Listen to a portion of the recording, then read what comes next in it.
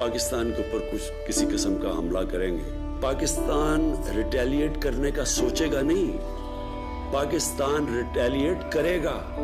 पाकिस्तान कोई और दूसरा रास्ता नहीं होगा रिटेलिएट करने के बगैर, जवाब देने के बगैर। प्राइम मिनिस्टर ने आज की मीटिंग में कहा आर्म फोर्सेस को भी, तमाम एलिमेंट्स ऑफ नेशनल पावर को भी और पाकिस्तान की 207 मिलियन पॉपुलेशन को भी get ready for any eventuality. अवाम तैयार है, अपने पॉलिटिकल पार्टीज की आज रिस्पॉन्स देखा है, सब एक हैं। Now it is time for India to wait for our response. The response will come at the point and time of our choosing, where our civil military leadership decides and as a matter of fact has decided. It is your turn now to wait and get ready for our surprise.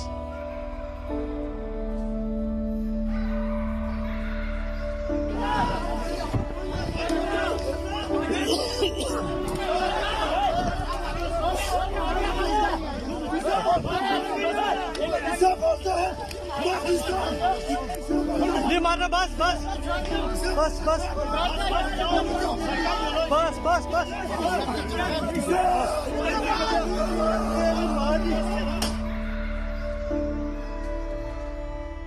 Interview on a similar question is said कि ये जज्बात, एहसासात, excitement किसी भी fighter pilot के उस वक्त पीछे रह जाते हैं जब वो महाज में एंटर होता है। तो the same were the feeling of mind the moment I entered the fight, ये एक्साइटमेंट, sentiments, जज्बात, they were way back. The only thing on my mind was मेरा दुश्मन, मेरे मुल्क की सालमियत और मेरी कौम का वक़ार। तो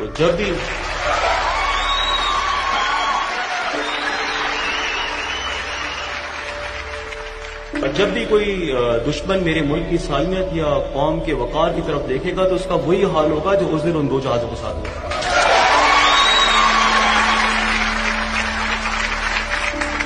दोबारा भी अगर किसी ने मेरे मुल्क की तरफ देखने की कोशिश की तो जो डैमेज हम आपको देंगे, you won't be able to measure the extent of it.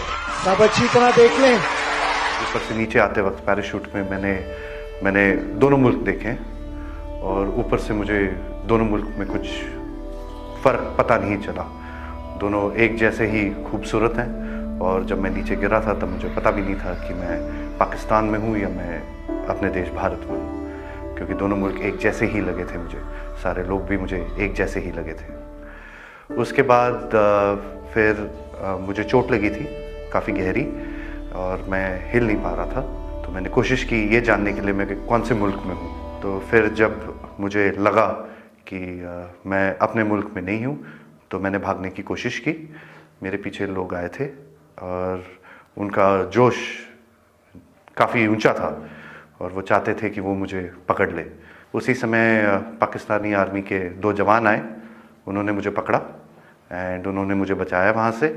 एक पाकिस्तानी आर्मी के एक कप्तान थे, वो आए, उन्होंने मुझे इन लोगों से बचाया। फिर वो मुझे अपने यूनिट तक लेके गए जहाँ पे मुझे फर्स्ट एड दिया गया एंड फिर उसके बाद मुझे हॉस्पिटल ले जाया गया जहाँ पे मेरी जांच हुई और मुझे और एड दिया गया।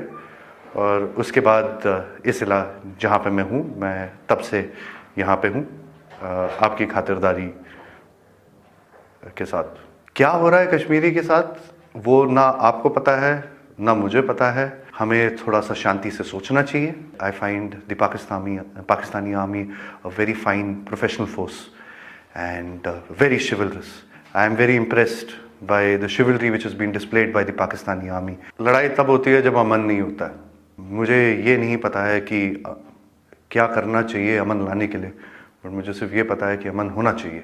And I see no reason for us to continue with any kind of hostilities. मैं ये चाहता हूँ कि अमन रहे हमारे देश में। लाइक का बटन और हम दबाएं, अमन में रह सकते। चैनल को सब्सक्राइब करें, साथ ही घंटी के बटन को दबा दें ताकि आने वाली वीडियोस आपको मिलती रहें।